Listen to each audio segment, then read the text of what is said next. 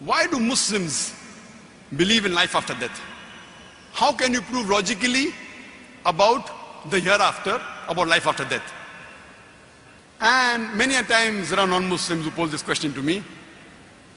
Brother Zakir, you're a medical doctor. You have given a lecture on Quran modern science. You are so scientific. But how do you believe in this blind belief, life after death? Science hasn't proved it. So they pose the question that if Islam is a logical religion, how do you justify life after death? I tell them that life after death is not just a blind belief, it's a logical belief. And I've given the talk on Quran modern science, and I've proven that there are more than 6,000 verses of the Quran, out of which more than 1,000 verses of the Quran, they speak about science.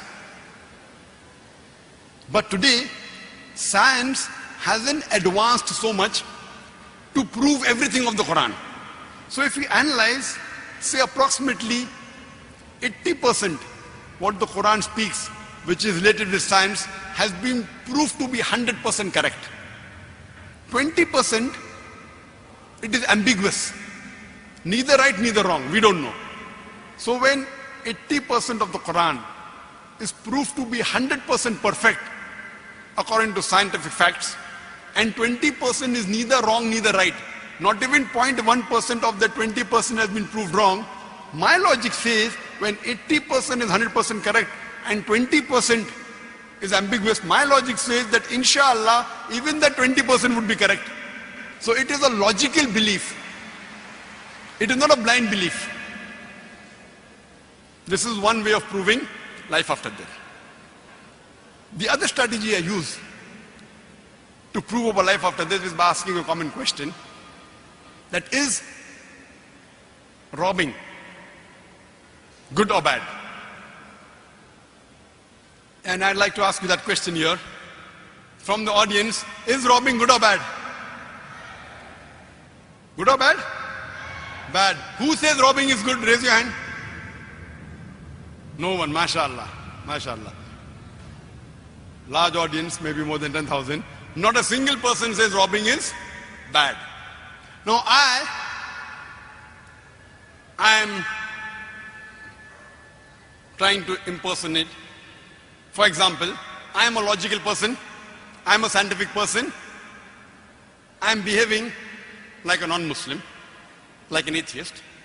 But I claim myself to be a logical person and a scientific person, and I say that robbing is good.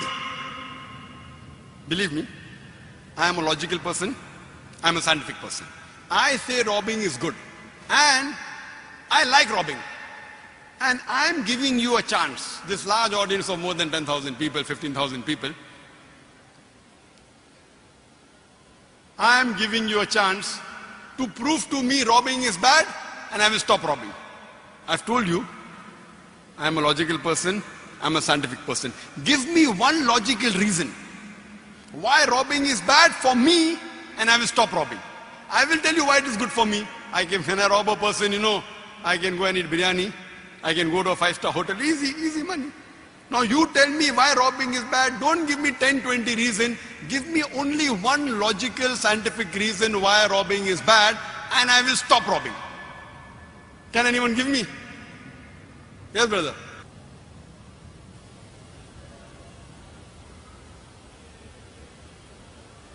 If you rob someone,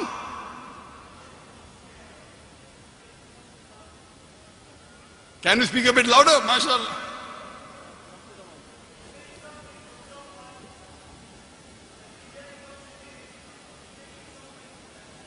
Very good. Brother saying, if I take something from someone, I'm taking away something from him. I agree. It is a loss for that person, but benefit for me. I agree with you. What I told you, prove to me why it is bad for me. It is bad for the person who I've robbed. What I told you, prove to me why it is bad for me. I am logical, I am scientific. I agree it is bad for the person who I've robbed. Tell me why it is bad for me, I will stop robbing. Yes, brother, loudly. Someone will rob me, will I like it? Very good. Brother, I am a big mafia. I have got 100 bodyguards and all of them are behind the stage. I am a big robber, I am not a small robber. For a small robber, it is bad. Someone may rob you. I'm a big mafia. I've got 100 bodyguards all behind, all with AK-47. I'm logical, I'm scientific. I'm a big robber. For small robbers, it is not good. Somebody may rob you. So, why it is bad for me?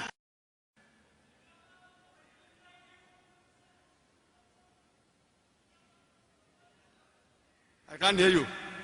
Anyone? Yes, brother. Hello, my name is Nadeem. Why is robbing bad for me? Because you will be bad for other people. I'll be bad for other people. I agree with you. My son, why it is bad for me?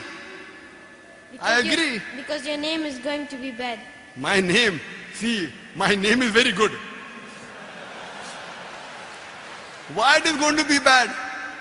I'm telling you, my name, see, if my name gets bad, I have no problem, as long as I'm benefiting. When I rob someone, maybe 100,000 dirham, if I rob, I can go to a 5-star hotel, I can see a movie, I can enjoy, I can eat biryani. Easy money. Other people are slogging out. Me, I get easy money. Robbing is very easy.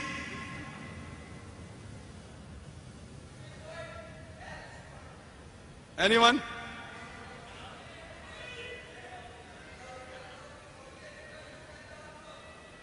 Fine, someone will say that the police will catch me. The police cannot catch me because the police is on my payroll. I have the ministers in my pocket. I have the police in my pocket. I'm a big robber. I'm a mafia. And in most of the countries, the police and the ministers can be in your pocket. They're on my payroll. So therefore, whatever answer you give, in no way, and I've done this exercise in audiences larger than this, 50,000 people, 100,000 people, no one so far has been able to tell me one logical reason. I am a non-Muslim. Fine, I'm a non-Muslim. Very logical, very scientific. No one can prove to me why robbing is bad. Want to kill me?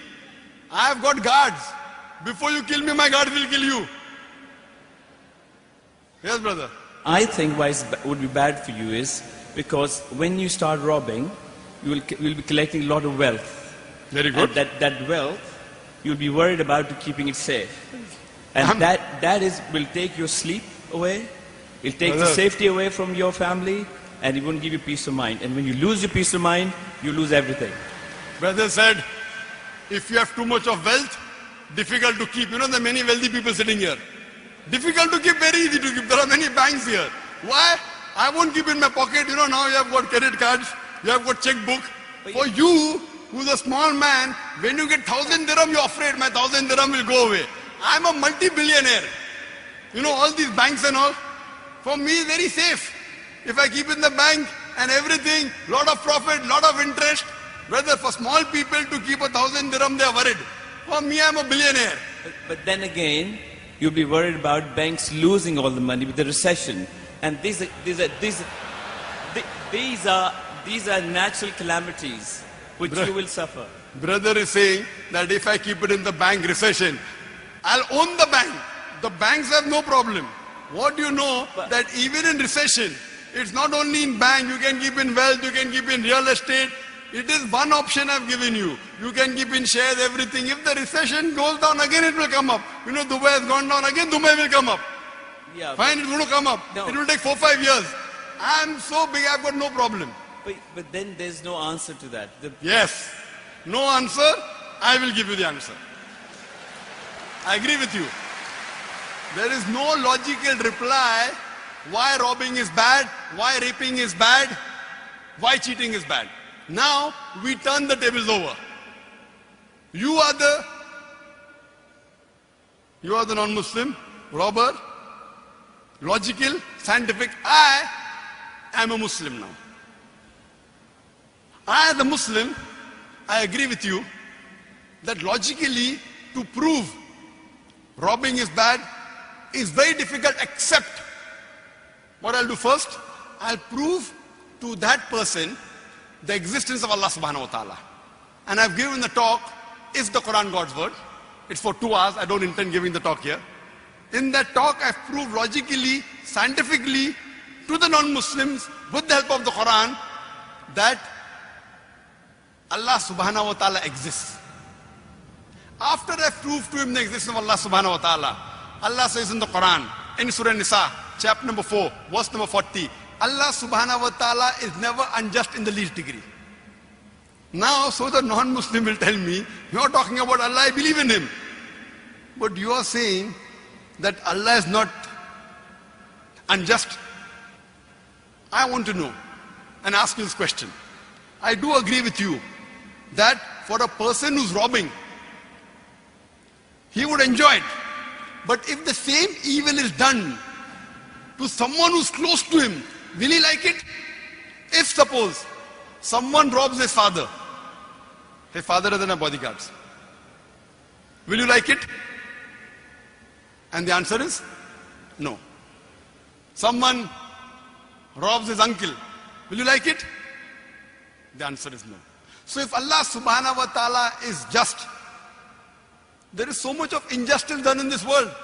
There are many robbers, we know they are robbing, yet they live a luxurious life. They have mansions, they have palaces, and they die, and everything is over.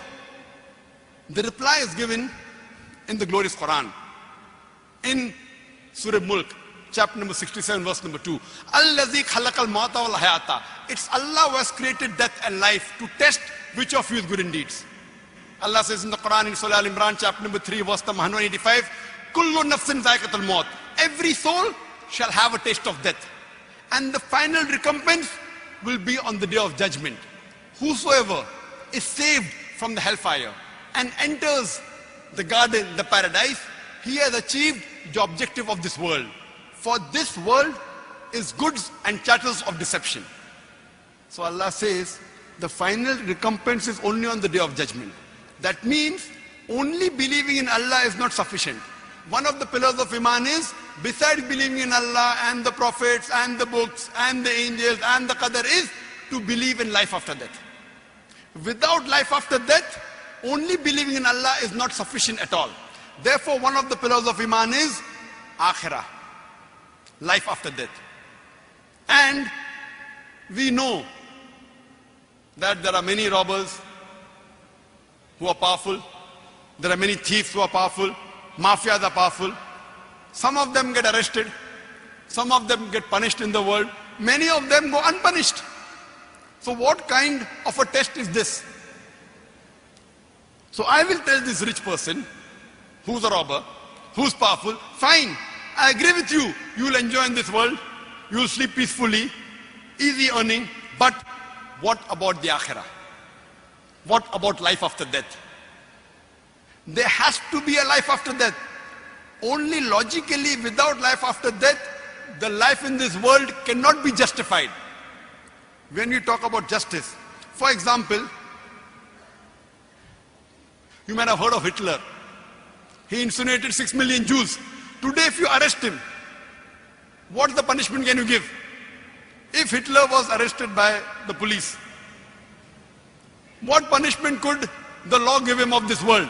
Maximum 1 death. What about the balance? 5,999,999 people he killed. You can only justify 1 death.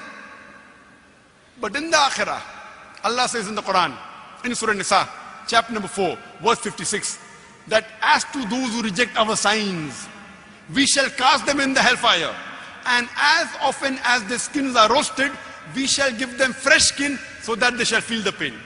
So if Allah subhanahu wa ta'ala wants to incinerate, burn Hitler 6 million times, he can do it. If Allah wants to burn him 12 million times, he can do it in the Akhirah, not in this world. In this world, whatever your police catches, you can maximum compensate for 1 death. That's the reason, logically, and to justify that robbing is bad, raping is bad, bribing is bad. There has to be something like Akhirah. There has to be life after death. Without life after death, only believing in God is not sufficient. Only believing in Allah will not justify why robbing is bad, why raping is bad, why bribing is bad, except with the concept of Akhirah, as Allah says in Surah Al-Imran, chapter 3, verse number 185, Kullu nafsin zaiqatul maut. Every soul shall have a taste of death. The final recompense is in the day of judgment.